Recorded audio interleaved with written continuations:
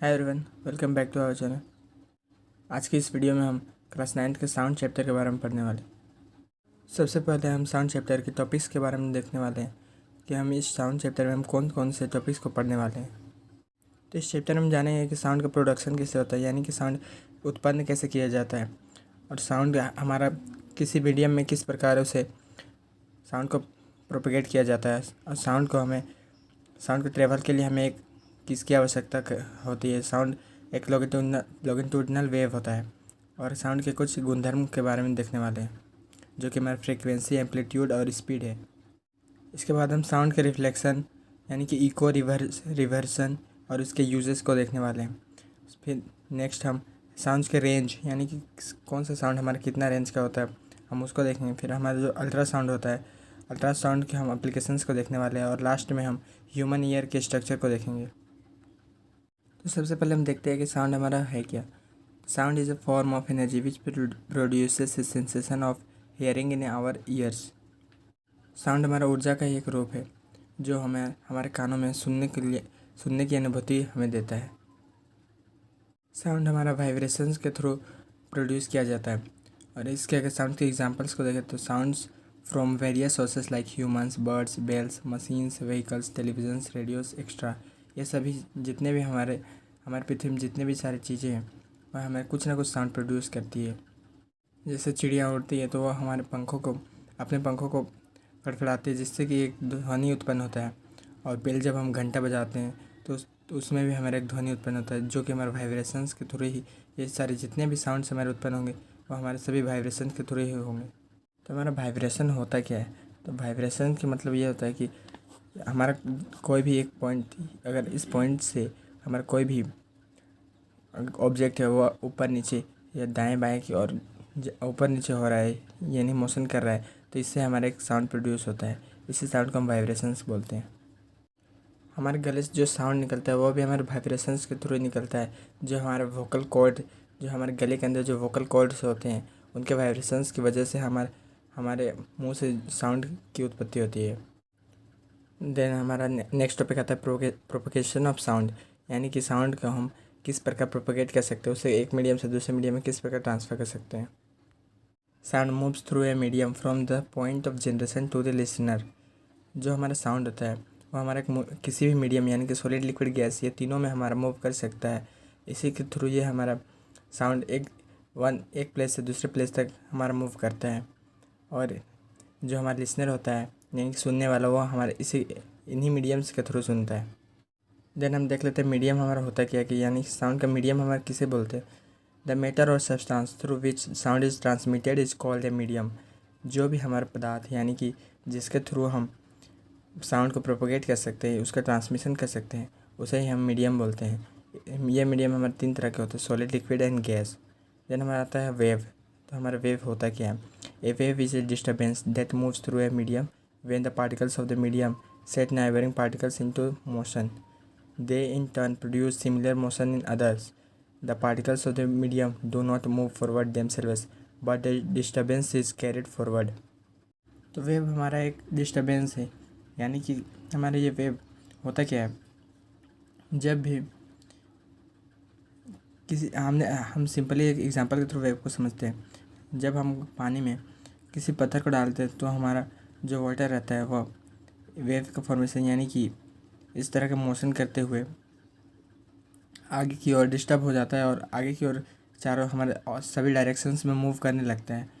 तो इसी प्रकार के वेव्स यानी किसी प्रकार के जो डायरेक्शन वाले डिस्टर्बेंस होते हैं उन्हीं को हम वेव्स के नाम से जानते हैं। ये वेव्स जो होते हैं उनका ट्रांसमिशन यानी कि ये हमारे जो डिस्टर्बेंस प्रोड्यूस हुए हैं ये हमारा ऑल डायरेक्शन यानी कि सभी डायरेक्शंस में हमारे ये वेव्स प्रोपोगेट होंगे। और जो ये साउंड वेव्स होते हैं वह हमारे किसी भी पार्टिकल्स में मूव करते हैं, लेकिन जो इन पार्टिकल्स का मोशन होता है वह आगे नहीं जाता है। बस जो वेव्स हमारा उत्पन्न होता है वही वेव्स हमारे मीडियम टू मीडियम ट्रांसफ़र होते रहते हैं। हमारा साउंड एक वेव की तरह ही ट्रांसमिट होता है। जो हमारा साउंड होता है वो हमारा वेव की तरह दूसरे मीडियम में हमारा प्रोपोगेट किया जाता है। तो हम देखते हैं कि हमारा मैकेनिकल वेव्स होता क्या है। The sound waves are characterised by the motion of particles in the medium and are called mechanical waves. जो हमारे साउंड वेव्स होते हैं उनका जो मोशन होता है, किसी भी पार्टिकल्स में जो उनका मोशन होगा वो हमारा एक खास तौर पे होता है। उसी मोशन को मैकेनिकल वेव्स के नाम से जानते हैं। Air is a common medium through sound waves are transmit. जो हमारा हवा होता है वो हमारा एक नॉर्मल यानी कि सामान्य मीडियम माना जाता है जो हमारे साउंड वेव्स को ट्रांसमिट करता है। उसके बाद हम कंप्रेशन और रेयरफेक्शन को देखते हैं। तो हमारा कंप्रेशन और रेयरफेक्शन होता क्या है? Compression is the region of high pressure and rarefaction is the region of low pressure. जो हमारा कंप्रेशन होता है वो हमारा एक हाई प्रेशर जब हम किसी भी साउंड को हम जब उसे प्रेशर देंगे तो हमारे जो उसके पार्टिकल्स होंगे, यानी कि जो साउंड हमारे वाइब्रेशंस जो हमारा प्रोड्यूस हुआ है वो वाइब्रेशन हमारे सामने हो जाते हैं, जिसकी वजह से हमारा एक रीजन बनता है जिसे हम कंप्रेशन बोलते हैं। इस कंप्रेशन में हमारे जो वाइब्रेशन के साउंड होंगे वो काफ़ी नज़दीक होंगे। और रेयरफेक्शन भी हमारा एक रीजन है जिसमें हमारा जो प्रेशर होगा वो हमारा कम होगा। और जब हम इस कंप्रेशन में वाइब्रेशंस को देखते हैं तो उनका जो रीजन होता है यानी कि उन वाइब्रेशन का जो क्षेत्र होगा वो हमारा थोड़ा दूर होगा। तो प्रोपगेशन ऑफ साउंड को हम डेंसिटी और प्रेशर के वेरिएशन में समझ सकते हैं कि डेंसिटी और प्रेशर की वजह से जो हमारे साउंड का जो मीडियम होगा वह किस प्रकार अफेक्ट करेगा। कंप्रेशन और रेयरफेक्शन को समझने के लिए हम इस फिगर को देखते हैं जिसमें यह हमारा जो एक ऑब्जेक्ट है वो हमारा वाइब्रेट हो रहा है। और इस कंप्रेशन वाले क्षेत्र को अगर आप देखेंगे तो इनमें जो हमारा वाइब्रेशन है वो हमारे थोड़ा सामने और जो रेयरफेक्शन होते हैं उनमें जो हमारा वाइब्रेशन होता है वो काफ़ी दूर होते हैं। इसी प्रकार हमारे जो इनका जो मीडियम होगा, जो इनका जो ट्रांसमिशन होगा वह इस टाइप का होता है। Sound needs a medium to travel. Sound is a mechanical wave and needs a material medium like air, water, steel extra for their propagation. Sound can not travel through vacuum. जो हमारा sound होगा उसके transmission के लिए हमें एक medium की आवश्यकता होती है। यह हमारा वैक्यूम यानी कि खाली जहाँ हवा या कुछ भी ना हो वहाँ उस क्षेत्र में यह हमारा प्रोपगेट नहीं किया जा सकता है। वैक्यूम में हमारा जो साउंड होगा वो हमें सुनाई नहीं देगा। और वैक्यूम में इसका जो ट्रेवल होता है वो पॉसिबल नहीं है क्योंकि जो हमारा साउंड होता है वो हमारे पार्टिकल्स के थ्रू मूव करता है, जिसमें जो हमारे पार्टिकल्स होते हैं वो हमारे पार्टिकल्स एक ही जगह होते हैं, लेकिन जो हमारा साउंड होता है वो हमारे वेव्स के फॉर्म में पार्टिकल्स टू पार्टिकल्स ट्रांसमिट होता है। Sound waves are longitudinal waves. तो हमारे लॉन्गिट्यूडनल वेव्स होते क्या हैं? The individual particles of the medium move in a direction parallel to the direction of propagation of the disturbance. तो हमारे लॉन्गिट्यूडनल वेव्स होते क्या? तो हमारे जो लॉन्गिट्यूडनल वेव्स होंगे वो हमारे जो हमारा डिस्टर्बेंस हमारा जो प्रोड्यूस हुआ है उसका जो डायरेक्शन होगा उसी डायरेक्शन में अगर हमारा ये वेव्स हमें अगर मूव कर रहे हैं तो इसे ही हम लॉन्गिट्यूडनल वेव्स के नाम से जानते हैं। यानी कि अगर हमारा डायरेक्शन वेव डिस्टर्बेंस का जो डायरेक्शन होगा वो अगर इस टाइप का है और हमारा जो हमारे पार्टिकल्स है उनका भी मोशन हमारा अगर इधर है इसी डायरेक्शन में होगा तो हम इन वेव्स को हम लॉन्गिट्यूडनल वेव्स के नाम से जानते हैं। इसके बाद हमारे आ जाता है transverse waves. The particles do not oscillate along the direction of wave propagation but oscillate up and down about their mean position as the wave travels. जो हमारे ट्रांसवर्स वेव्स होते हैं वो हमारे वेव प्रोपगेशन के डायरेक्शन में moves नहीं करते, बट जो उनका जो मीन पोजिशन होता है यानी कि अगर इस पॉइंट से अगर उनका जो डिस्टर्बेंस प्रोड्यूस हुआ है तो वो इसी पॉइंट के ऊपर नीचे इस तरह की मोशन को फॉलो करते हैं।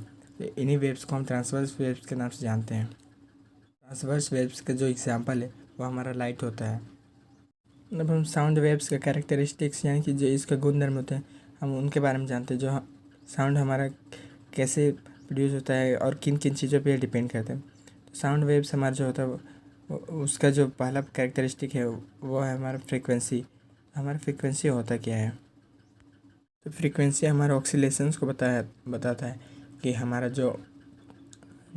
जो साउंड प्रोड्यूस हो रहा है वो एक मिनट यानी कि यूनिट टाइम जो हमारा अगर यूनिट टाइम की अगर हम बात करें तो यूनिट टाइम में हमारा 1 मिनट या 1 सेकंड भी हो सकता है। तो उस टाइम में हमारा कितना ऑक्सीलेशंस हो रहा है इसी को हम फ्रीक्वेंसी के नाम से जानते हैं।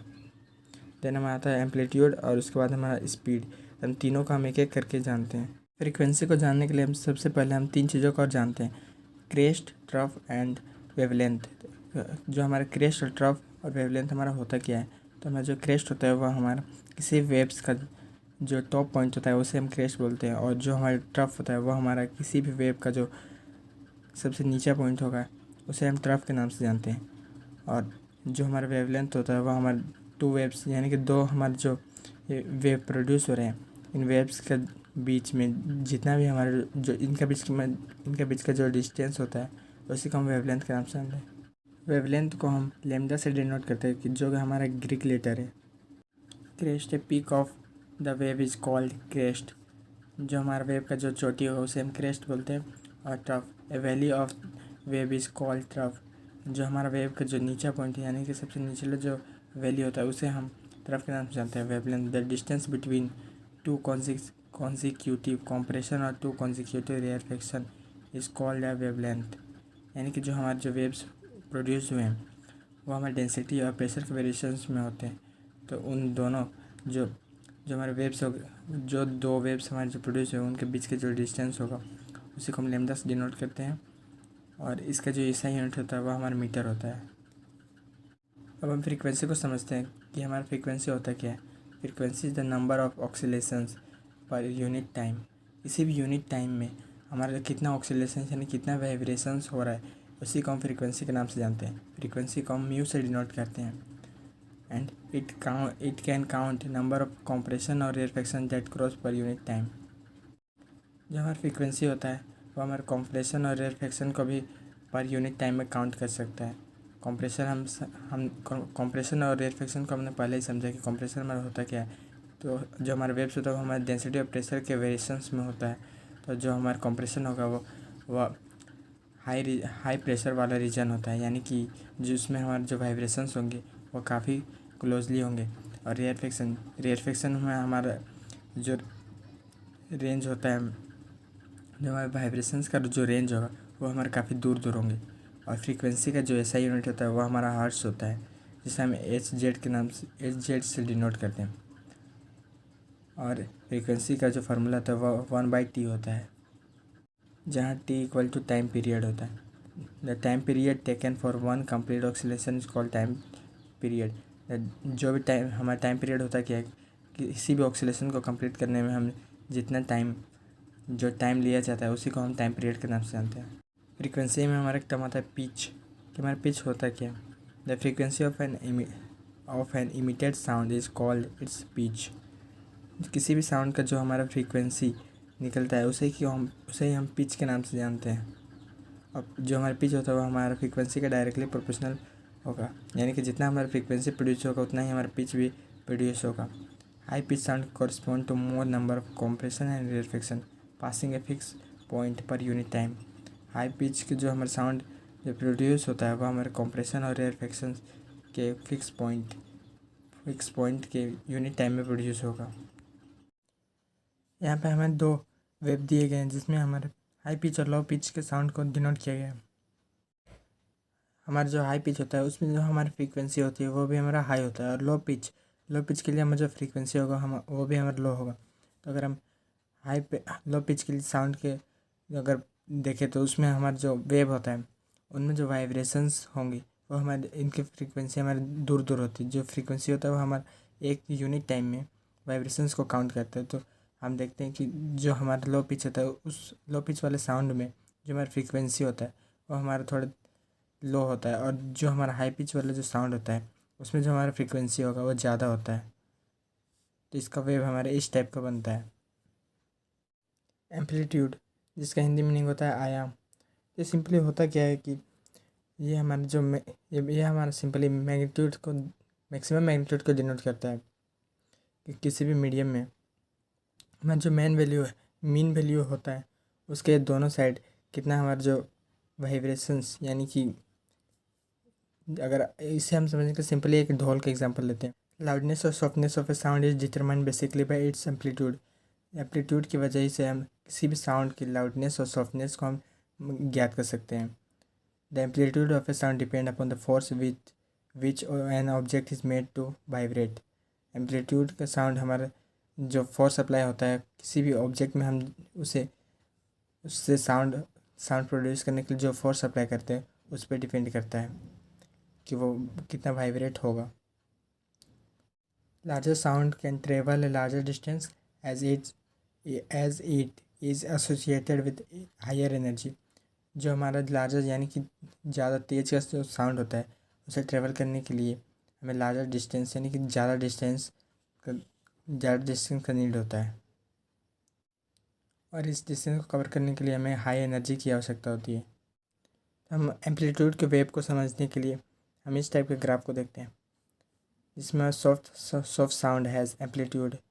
जो हमारा सॉफ्ट साउंड होता है उसका स्मॉल एम्पलीट्यूड जो होता है वो काफ़ी कम होता है, और जो हमारा जो लार्जेस्ट साउंड होता है उसका जो एम्पलीट्यूड होगा उसका एम्पलीट्यूड ज़्यादा होता है। तो उसका ग्राफ हमारे इस टाइप का, उसका वेव के जो ग्राफ होंगे वह इस टाइप के होंगे, और जो सॉफ्ट साउंड होता है उसका जो फ्रीक्वेंसी का जो वेव होता है वह इस टाइप का होता है। लार्जेस्ट साउंड में आपका जो फ्रीक्वेंसी होगा वह ज़्यादा तेज़ होगा, और जो सॉफ्ट साउंड में हमारा जो फ्रीक्वेंसी होगा वह धीरे धीरे होगा। Tone, A sound of a single frequency is called tone. जो भी सिंगल फ्रीक्वेंसी का जो साउंड जो प्रोड्यूस होता है उसे ही को हम टोन बोलते हैं। The sound which produce due to mixture of several frequencies is called a note. यानी कि बहुत सारे जो फ्रीक्वेंसीज होते हैं उनके मिक्सचर को अगर हम उनके मिक्सचर से जो हमें साउंड मिलता है उसे ही हम नोट बोलते हैं। It is a pleasant to listen. ये नोट जो होते हैं वो हमें सुनने में अच्छे लगते हैं। इसका एग्जांपल हमें म्यूज़िक होता है, और इसका एक अनदर एग्जांपल इज नॉइज़, जो अनप्लीजेंट साउंड होता है जो हमें सुनना पसंद नहीं होता है। उसके बाद आता है हमारा स्पीड ऑफ साउंड। तो हमें साउंड का जो स्पीड होता है उसे निकालने के लिए हमें डिस्टेंस को टाइम से डिवाइड कर देना पड़ता है। तो स्पीड ऑफ साउंड को हम v से डिनोट करते हैं, और इसका फॉर्मूला होता है v equal to lambda by T. इसे हम v equal to lambda by mu से भी लिख सकते हैं, क्योंकि 1/t का जो फार्मूला होता है यानी कि म्यू 1/t हमारा जो फ्रीक्वेंसी होता है उसका फार्मूला होता है। तो इसकी जगह में हम म्यू को यूज़ कर सकते हैं, और जिससे हमारा v equal to mu lambda by mu हो जाता है। तो v हमारे स्पीड को डिनोट करता है, लेमडा वेवलेंथ को, और म्यू फ्रीक्वेंसी को। तो इससे हमारा स्पीड ऑफ साउंड का जो फार्मूला निकलता है वो हमारा वेवलेंथ इंटू फ्रीक्वेंसी होता है। Speed of sound remains almost the same for all frequencies under the same physical conditions. जो हमारा साउंड का जो स्पीड होता है वह उसका जो फ्रीक्वेंसी होता है वह सभी कंडीशन में हमारा एक ही होगा। Intensity of sound, the amount of sound energy is passing each second through unit area is called the intensity of sound। जो हमारा एक सेकेंड यानी कि प्रत्येक सेकेंड में जो हमारा साउंड किसी भी मीडियम से जो पास करेगा उसे ही हम इंटेंसिटी ऑफ साउंड बोलते हैं। इससे सिंपली हम इंटेंसिटी ऑफ साउंड को हम कितना यानी कि साउंड का हमारा कितना तेज है ये डिनोट करता है। Speed of sound in different media, sound propagate through a medium at a finite speed. जो हमारा साउंड होता है वह किसी मीडियम में एक कांस्टेंट स्पीड के साथ मूव करता है। Speed of sound is lesser than speed of light 3 × 10⁸ metre per second. जो हमारा इस साउंड का जो स्पीड होता है वो हमारा लाइट की स्पीड से कम होता है। लाइट का जो स्पीड होता है वो हमारा 3 × 10⁸ मीटर पर सेकेंड होता है। और स्पीड ऑफ साउंड की बात करें तो ये हमारा इस साउंड लाइट का जो स्पीड होता है उससे कम होता है। जिससे एग्जांपल देखें, thunder is heard a little later than the flash of light is seen. जो हमारा जो गर्जन होता है उसमें हमें जो साउंड प्रोड्यूस होगा वो हमें लाइट जो हमारा थंडर होता है उसका लाइट पहले आता है, और जो साउंड हमें उससे प्रोड्यूस होता है वो हमें बाद में सुनाई देता है। Speed of sound depends on the properties of medium like temperature state. जो हमारा इस साउंड का जो स्पीड होता है वो उसके किसी भी मीडियम के टेम्परेचर और स्टेट पे डिपेंड करता है। The speed of sound increases with increase in temperature. किसी भी स्पीड ऑफ साउंड जो हमारा इंक्रीज़ होता है वह टेम्परेचर बढ़ने के साथ ही इंक्रीज़ होगा। रिफ्लेक्शन ऑफ साउंड, ध्वनि का परावर्तन, यानी कि साउंड जो हमारा साउंड होता है वह भी हमारे लाइट की तरह ही इसे भी हम रिफ्लेक्ट कर सकते हैं। Sound bounces off a solid और a liquid like a rubber ball bounces off a wall. जो हमारा साउंड होता है वह हमारे किसी भी सॉलिड या लिक्विड पे जिस प्रकार हम बॉल को फेंकते हैं उसी प्रकार ये जो हमारा साउंड होता है वह भी हमारा रिफ्लेक्ट होता है। The direction in which the sound is incident and is reflected make equal angles with normal to the reflecting surface at the point of incidence, and the 3 are in the same plane. जब भी हमारा जो sound incident जो निकलता हुआ sound होता है वो किसी भी जो सरफेस होगा उससे टकराता है और एक एंगल बनाता है, और वो जो एंगल होगा वो हमारा जो रिफ्लेक्टेड साउंड होगा जो दीवार से यानी किसी भी सरफेस से जो हमारा साउंड टकरा के वापस आएगा उसका जो एंगल होगा, और जो हमारा इन दोनों के बीच यानी रिफ्लेक्टेड इंसिडेंट साउंड और रिफ्लेक्टेड साउंड के बीच में जो हमारा एक नॉर्मल बनता है, उन दोनों के ये नॉर्मल ये तीनों हमारे एक ही पॉइंट पे होते हैं।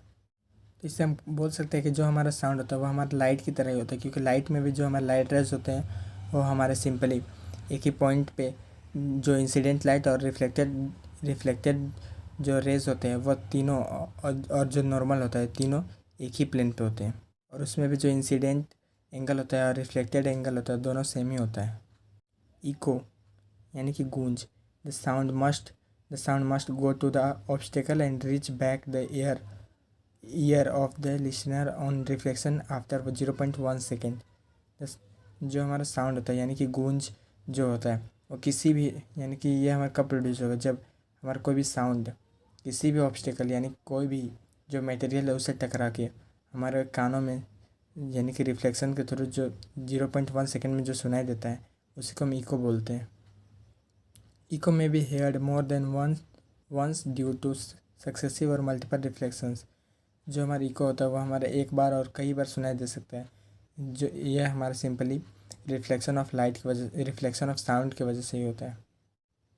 Reverberation, the repeated reflection in this precedence of sound is called reverberation. इसे समझने के लिए हम सिंपली एक एग्जांपल देखते हैं।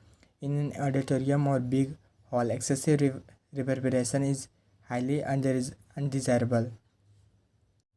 अब ये एक ध्यान में देखते होंगे कि जब भी हम कोई ऑडिटोरियम यानी कि कोई भी हॉल में जब देखते हैं तो उसमें हमारा जो साउंड होता है वो हमारा थोड़ा गूंजता हुआ थोड़ा प्रतीत होता है, तो यही गूंज को हम रिवर्बरेशन के नाम से जानते हैं। इसे कम करने के लिए हम जो साउंड को जो ऑब्जर्व करने वाले जो मटेरियल होते हैं उनका यूज़ करते हैं, like compressive fibre board, rough plaster और draperies seat materials extra. Uses of multiple reflection of sound, जो हमारे ध्वनि का जो परावर्तन होता है उसके हम यूजेस को देखते हैं। द मेगाफोन और loud hailers, horns, musical instruments such as trumpets and shehnais. उसके बाद हमारा आता है stethoscope, the ceiling of concert halls, conference hall and cinema halls. तो इन सभी में हमारा जो रिफ्लेक्शन ऑफ साउंड होता है ये हमारा यूज किया जाता है। इसके बाद हमारा अनदर टॉपिक आता है रेंज ऑफ हियरिंग। हमें सुनने के लिए हमारे जो ध्वनि का जो रेंज होता है वो कितना होता है। सिंपली हम इस टॉपिक में हम जानेंगे कि हमें कितना ध्वनि सुनाई, कौन सा ध्वनि हमें सुनाई देगा और कौन सा ध्वनि सुनाई नहीं देगा। The audible range of sound for human beings is 20 hertz to 20,000 hertz. जो मानव होते हैं उनके लिए जो साउंड का जो ऑडिबल रेंज होता है यानी कि जो सुनाई देने वाला जो साउंड होता है उसका रेंज हमारा 20 हर्ट्ज से लेकर 20,000 हर्ट्ज तक का होता है। इससे कम का जो ध्वनि और इससे जो ज़्यादा का ध्वनि होगा वो हमें सुनाई नहीं देगा। बस जो 20 हर्ट्ज से लेकर जो 20,000 हर्ट्ज तक का जो साउंड होता है वही हमें सिर्फ सुनाई देता है। The children under the age of 5 and some animals hear up to 25 kilohertz यानी कि 1 किलोहर्ट्ज़ इक्वल टू 1000 हर्ट्ज़ होता है। तो जो हमारे बच्चे और जो कुछ जानवर होते हैं वही सिर्फ इस साउंड को सुन सकते हैं।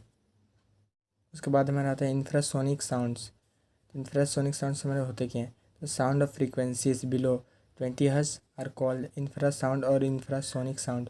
जो हमारे 20 हर्ट्ज़ से लेकर जो हमारे कम साउंड होंगे उसे इंफ्रासोनिक साउंड के नाम से जानते हैं, जिसका एग्जांपल है हमारा vibration of pendulum, vibration of wings of a bee. जो मधुमक्खी के जो पंख होते हैं उनका जो वाइब्रेशंस होता है वो हमारा 20 हर्ट्ज़ से लेकर 20 हर्ट्ज़ से कम होता है, और जो पेंडुलम होता है उसका भी साउंड हमारा 20 हर्ट्ज़ से कम होता है। तो ये दोनों हमारे इंफ्रासोनिक साउंड के एग्जांपल होते हैं। rhinoceroses communicate using infrasound of frequency as low as 5 hertz.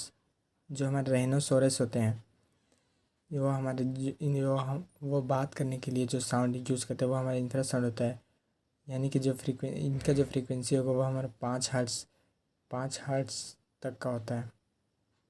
और जो whales and elephants produce sound in the range of infrasounds. जो हमारे वेल्स और जो हाथी होते हैं वो हमारे इंफ्रासाउंड प्रोड्यूस करते हैं। Earthquakes produce low frequency infrasound being shock waves. जो हमारा भूकंप होता है वो भी हमारे कम फ्रीक्वेंसी का साउंड प्रोड्यूस करता है जिसे हम इंफ्रासाउंड बोलते हैं। और ये भी जो साउंड होता है वो हमारा सिर्फ जानवर और कुछ यानी कि जानवर और बच्चे ही सिर्फ सुन सकते हैं। उसके बाद हमारा आता है अल्ट्रासाउंड। इसका नाम आपने बहुत बार सुना होगा। ये हमारा सिंपली होता है क्या कहते हैं, frequency higher than 20 kilo hertz are called ultrasound. जो हमारे 20 किलो हर्ट्ज़ से लेके ज़्यादा का जो साउंड होता है, यानी कि 20 किलो हर्ट्ज़ से ज़्यादा का जो फ्रीक्वेंसी होगा उसे ही हम अल्ट्रासाउंड के नाम से जानते हैं। तो अल्ट्रासाउंड के हम कुछ एग्जांपल्स को देखते हैं, जिसमें हमारा डॉल्फिन्स आते हैं, बैट्स एंड परपोइज प्रोड्यूसेस अल्ट्रासाउंड। जो हमारे डॉल्फिन्स होते हैं और जो चमगादड़, ये सभी हमारे अल्ट्रासाउंड को प्रोड्यूस करते हैं। Rats also plays games by producing ultrasound. जो हमारे चूहे होते हैं वो भी हमारे जो होते हैं वो अपना खेल खेलने के लिए अल्ट्रासाउंड का प्रोड्यूस करते हैं। उसके बाद हम एप्लीकेशन ऑफ अल्ट्रासाउंड को देखते हैं। तो जो हमारा अल्ट्रासाउंड होता है उसका यूजेस हमारे इसके क्या क्या है। तो ultrasound use in cleaning parts located in hard to reach places. जो हमारा अल्ट्रासाउंड होता है वो उन जगहों पे यूज़ होता है जहाँ पे साफ़ सफाई करने के लिए जाया नहीं जा सकता, जैसे spiral tube, odd shaped parts, electronic components extra. जो हमारे स्पायरल ट्यूब यानी कि जो मुड़े हुए जो ट्यूब होते हैं, और ऑड शेप यानी कि जो तीखे वाले शेप, यानी कि जैसे आप इस एग्जांपल में देख लो पाइप्स, जो बाथरूम या कहीं पे टॉयलेट उस सभी के जो पाइप होते हैं, तो उन जगहों पे आप उन्हें साफ़ करने के लिए नहीं जाया जा सकता है। और जो इलेक्ट्रॉनिक कंपोनेंट्स होते हैं उन्हें भी साफ़ करने के लिए हम अल्ट्रासाउंड का यूज़ करते हैं, क्योंकि इस अल्ट्रासाउंड का फ्रीक्वेंसी जो होता है वो बहुत ज़्यादा ही होता है। तो detect cracks and flaws in metal blocks. इस अल्ट्रासाउंड का यूज़ जो होता है वो कहीं पे भी क्रैक्स को डिटेक्ट करने के लिए होता है, जैसे मेटल ब्लॉक्स यानी कि जो लोहे के जो ब्लॉक्स होते हैं उनमें कहीं पे क्रैक है तो उन सभी का चीज़ों का पता लगाने के लिए हम अल्ट्रासाउंड का यूजेस करते हैं। द क्रैक्स और holes inside the metal blocks which are individual from outside reduce the strength of the structure. If there is even a small defect, the ultrasound gets reflected back, indicating the presence of the flay or defect. जो हमारा ultrasound होता है वह अगर किसी भी metal block में हम पड़ता है और उसमें अगर छोटा सा भी डिफेक्ट होता है तो वह उससे जाकर टकरा के वापस आता है, और इससे हमें यह इंडिकेट होता है या इसमें हमारा डिफेक्ट होता है। Ultrasonic waves are made to reflect from various part of the heart and form image of the heart. This technique is called echocardiography. जो हमारा अल्ट्रासोनिक वेव्स होते हैं वह हमारे हृदय के पार्ट्स पे जाके रिफ्लेक्ट होते हैं, जिससे कि हमें अपने हार्ट का जो इमेज होता है वो मिलता है। इस टेक्निक को हम इकोकार्डियोग्राफी के नाम से जानते हैं। Ultrasound scanner is an instrument which uses ultrasonic waves for getting images of internal organs of human body। जो हमारा अल्ट्रासाउंड होता है उसका यूज़ हम स्कैनर के रूप में भी कर सकते हैं।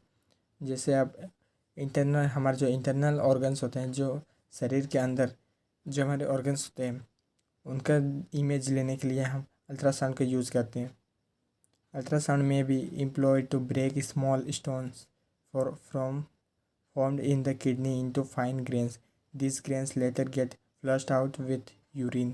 जो हमारा अल्ट्रासाउंड होता है उसका यूज़ हम जो हमारे बॉडी के यानी कि जो हमारे बॉडी में होते हैं स्टोन्स होते हैं उनका भी डिस्ट्रॉय करने के लिए हम इसका यूज़ कर सकते हैं, क्योंकि इनका जो फ्रीक्वेंसी होता है वो बहुत ही हाई होता है। ये जो हमारा अल्ट्रासाउंड होता है वो जो हमारे जो बॉडी यानी कि जो हमारे पेट में जो स्टोन्स होते हैं उन सभी को ये डिप्लॉय करके यूरिन के साथ मिक्स करते थे, जिससे इसके साथ जो हमारे स्टोन्स होंगे वो हमारे टूट कर यूरिन के साथ हमारे बॉडी से बाहर आ जाएंगे।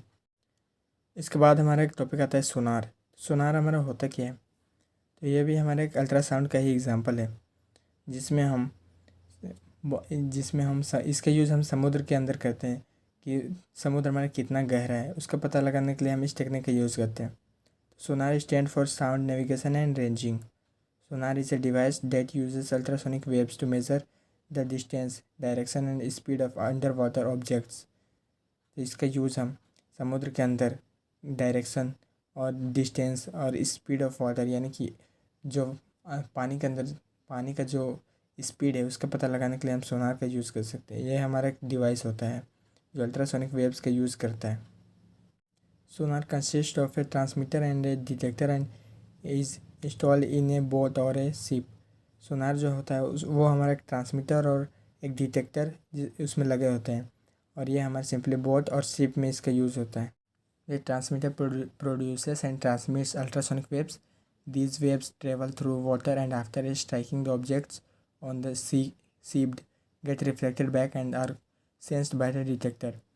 जो हमारा ट्रांसमीटर होता है वो अल्ट्रासोनिक वेव्स को प्रोड्यूस करते हैं और समुद्र के अंदर भेजते हैं, और ये जो हमारे अल्ट्रासोनिक वेव्स होते हैं वो समुद्र के अंदर किसी भी ऑब्स्टेकल यानी कोई भी मटेरियल या ऑब्जेक्ट पे जाके टकरा के वापस आते हैं और स्ट्राइक करके उसके टकरा कर वो जो वापस आते हैं, और जो हमारा डिटेक्टर होता है उसी के थ्रू ये हमारे डिटेक्ट किया जाता है। The detector converts the ultrasonic waves into electrical signals which are appropriately interpreted. जो हमारा डिटेक्टर होता है वो अल्ट्रासोनिक वेव्स को हमारे इलेक्ट्रिकल सिग्नल्स में कन्वर्ट कर देता है, जिससे कि हम इससे पता कर सकते हैं कि उसका डिस्टेंस कितना है और स्पीड जो हमारा अंडर वाटर है उसका स्पीड कितना है। इस साउंड चैप्टर का जो हमारा लास्ट टॉपिक आता है वो हमारा स्ट्रक्चर ऑफ ह्यूमन ईयर है। तो स्ट्रक्चर ऑफ ह्यूमन ईयर में हम देखते हैं कि जो हमारा मानव कर्ण होता है वो हमारा वर्क किस प्रकार करता है। या जो हमारा ह्यूमन ईयर होता है वो हमारे 3 पार्ट से मिलकर बना होता है, outer ear, middle ear and inner ear. Outer ear में आपका ये पार्ट जो आपका ये पार्ट होता है, पिना वाला पार्ट होता है, वो हमारा आउटर ईयर में आता है। देन हमारा आता है मिडिल ईयर। मिडिल ईयर में आपका हैमर, एनविल, स्ट्रिप और ओवल विंडो, टाइमिक, मेम्ब्रेन और eardrum, auditory canal, Eustachian tube, ये सभी आते हैं। उसके बाद हमारा जो इनर ईयर होता है वो हमारा कोक्लिया और ऑडिटरी नर्व को मिलाकर बनता है। तो अब हम इन सभी के वर्क को देखते हैं। पिन्ना जो हमारा आउटर ईयर होता है वो हमारे सराउंडिंग्स से साउंड को कलेक्ट करके जो हमारे ऑडिटरी कैनल्स होते हैं उनमें ट्रांसफ़र करता है, और ये ऑडिटरी कैनल्स जो हमारे कलेक्टेड साउंड होते हैं उनको ऑडिटरी यानी वो जो साउंड कलेक्ट होते हैं उन सभी को आगे पास करता है। उसके जो पहले जो हमारा एक स्मॉल मेम्ब्रेन आता है, जो पतली झिल्ली आती है, उसी को हम एयर ड्रम के नाम से जानते हैं। When a compression of the medium reaches the eardrum, the pressure on the outside of the membrane increases and forces the eardrum inward। जब भी हमारे जो हाई प्रेशर के जो साउंड आएंगे वो eardrum से टकराते हैं और ज़्यादा तेज़ी से इसे अंदर की ओर धकेलते हैं। The eardrum moves outward when a rarefaction reaches। और इसी प्रकार जो हमारे रेयरफेक्शंस होते हैं, जो हमारे कम वाइब्रेशंस वाले साउंड होता है, वो ईयर ड्रम को बाहर की ओर धकेलते हैं, यानी कि ईयर ड्रम के पास इसी प्रकार पहुंचते हैं। The vibrations are amplified several times by 3 bones, hammer, anvil and stirrup in the middle ear. जो हमारे हैमर, एनविल और स्टिरअप होते हैं वो हमारे मिडिल ईयर के पार्ट होते हैं, और ये वाइब्रेशंस को बहुत बार एम्पलीफाइड करते हैं, यानी कि बहुत बार इसे वाइब्रेट करते हैं। The middle ear transmit the amplified pressure variations received from the sound wave to the inner ear। जो हमारा मिडिल ईयर होता है, जो हैमर, इनविल एंड स्टिरअप होते हैं, वह हमारे एम्पलीफाइड प्रेशर वाले साउंड्स को रिसीव करके साउंड वेव्स जो इनर ईयर होता है उसमें आगे ट्रांसमिट करते हैं। उसके बाद जो हमारे इनर ईयर होता है, जो कोक्लिया और ऑडिटरी नर्व से मिलकर बना होता है। तो इसमें हमारा द प्रेशर कोक्लिया में the pressure variations are turn into electrical signal by cochlea. जो प्रेशर वेरिएशंस होते हैं, जो मिडिल ईयर के थ्रू जो साउंड वेव्स आते हैं वह हमारे इलेक्ट्रिकल सिग्नल्स में कोक्लिया के थ्रू कन्वर्ट होते हैं। और जो ऑडिटरी नर्व्स होते हैं वो हमारे इलेक्ट्रिकल सिग्नल को ब्रेन में ट्रांसफ़र करते हैं। और जो हमारा ब्रेन होता है वह उसे साउंड के रूप में इंटरप्रेट करता है, यानी कि साउंड के फॉर्म में कन्वर्ट करता है और हमें पता करता है कि हमें साउंड सुनाई दे रहा है। अगर आपको ह्यूमन ईयर के सुनने के प्रोसेस को समझना है तो आप इसे 3D एनिमेशन के थ्रू समझ सकते हो। आप इसे सिंपली गूगल में 3D के नाम से सर्च करोगे तो ये आपको सिंपल मिल जाएगा।